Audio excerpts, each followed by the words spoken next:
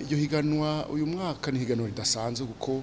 baridugijeho n'inguvu bariha amanota menshi kuruta amahiganwa ayo abiri twari dusanzwe twakira, no kuvuga ko uzoritsinda azotsindira amanota ashika 50, hama hakaba hari n'amafaranga atari make bagenda bahanahana abakinyi uko bakinye. Gitweze rero n'abantu benshi kuko nibaza ko ubu ariho turonse abakinyi benshi bashika ku 62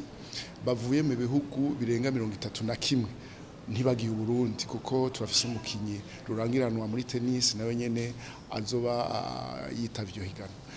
Ati Uburundi buba bukunda iki n'ibintu vyinshi kuko ubwa mbere ho igihugu uyu munsi ni vyerekana ko ari igihugu nyabagendwa,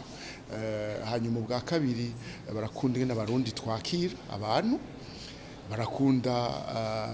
ingene tubagaburira imfungurwa ziryoshe, hama bakanakunda rero n'ingene amahiganwa atunganywa kuko dufise n'ibibuga vyiza bashima gukinirako ico twita terre battue nziza koko bikugura, hanyuma rero n'ingene tubakira n'ingene dutunganya inkino nk'izo bigatuma ku mwaka abajejwe tennis ku mugabane w'isi bama batwizera bakaguma baduha amatunwa nk'ayo, amahiganwa nk'ayo. Duhamagara rero abarundi n'abandi n'abanyamahanga banga baze kuko twibaza ko mu ndwi zibiri izo bari koko umunsi mukuru wa tennis, umunsi mukuru wa sport.